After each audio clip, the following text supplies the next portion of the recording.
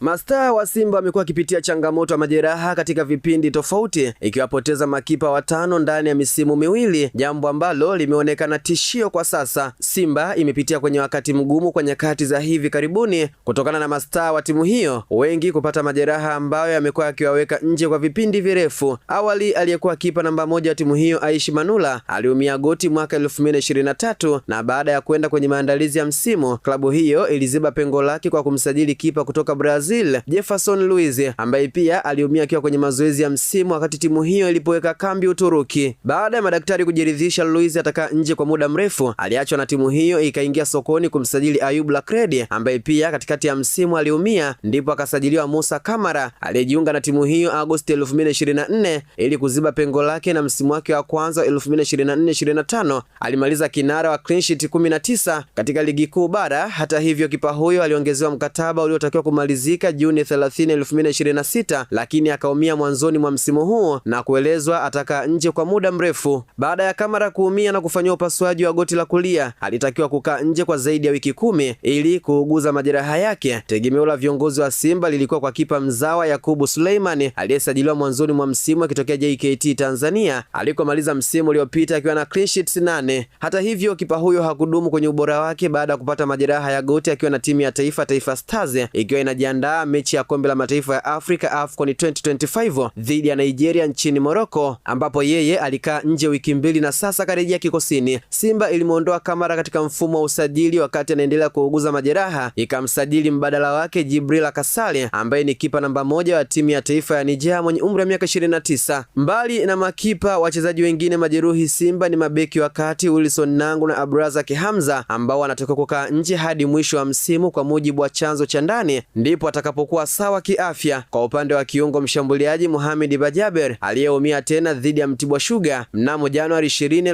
2026 katika uwanja wa Meja Jenerali Samuel jijini Dar es Salaam, mechi ikimalizika kwa sare ya bao 1-1. Kabla ya hapo, baada ya kutoka kusajiliwa tu, mchezaji huyo aliumia na kukaa nje kwa muda mrefu. Baada ya kupona, alicheza mechi dhidi ya Mbeya City, aliingia kuchukua nafasi ya Elim Panzu katika ushindi wa mabao 3-0 walioupata wanamsimbazi katika mechi hiyo, ambapo alifunga bao mojawapo akipokea pasi ya mwisho ya Steven Mukwala. Huku upande wa Bajaber, taarifa zinasema ameanza mazoezi madogo, lakini ikielezwa Simba imeshamuondoa kwenye mfumo wa usajili ili kuendana na idadi ya wachezaji 12 wa kigeni. Baada ya matukio hayo, moja ya chombo cha habari kimewatafuta madaktari wa michezo ambao kila mmoja ameeleza mtazamo wake kuhusu hali hiyo, huku wengine wakisema majeraha ya goti ni hatari zaidi kwa wanasoka duniani kwa kuwa yanachangia wachezaji kukaa nje muda mrefu. Daktari mzoefu wa michezo Shita Samuel yeye alisema jeraha linalochangia